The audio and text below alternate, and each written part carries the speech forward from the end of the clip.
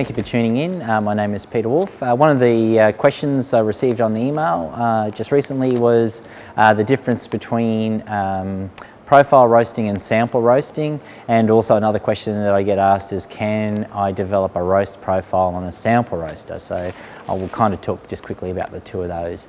First things first, the sample roaster is completely designed specifically just to roast a very small sample of green coffee. You will know that you're obviously provided many offers very similar to this. Of green coffee, a little sample size of green coffee from either your grower or your broker or whoever you're purchasing your green coffee from. So sample roasting is about taking a small sample of coffee and roasting that to a very light roast just past the first crack. And really the idea is to look at identifying any defects that may be in the coffee, understanding the potential of the coffee in terms of acidity, body, flavour, sweetness, aftertaste, to give you a general snapshot without sort of the effects of the heaviness of roast coming in, or the characteristics of roast coming into the cup.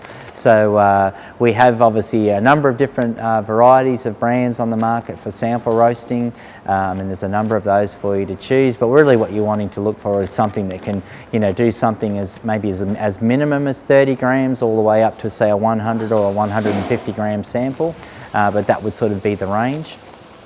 Profile roasting is obviously something different, and this is where you're looking at buying obviously a larger sort of roaster of a capacity of say 500 grams to a kilo, or even up to 2.5 kilograms. Definitely with the profile roasting, this is where once you've made the decision to sort of purchase the green coffee, you then, your coffee's arrived into the roastery, and what you're wanting to develop is literally the roast profile either for that particular coffee, whether it be for filter or espresso.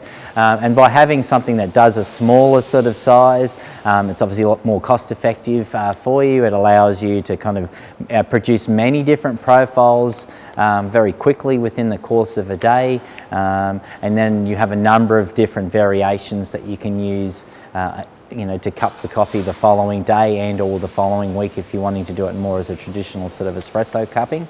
The key things I guess that I'd be looking for in terms of a profile roaster, that if your main production roaster that you're using is gas, then obviously use a gas profile roaster. Electricity and gas doesn't generally translate very well. If you can, there is lots of similarities in terms of brand, and so staying within the brand family is very important.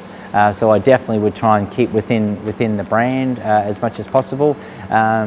If you have the abilities to add a level of roast control to that, would also be highly desirable, or if not, as a minimum, can you add some levels of roast monitoring software?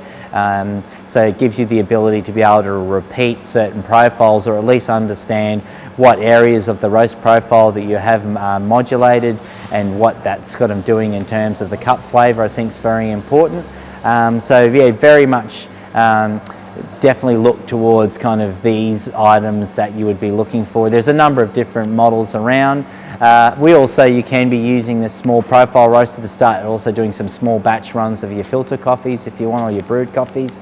So, and also sort of small run kind of high-end coffees as well. So that's the difference between sort of looking at sample roasting versus profile roasting.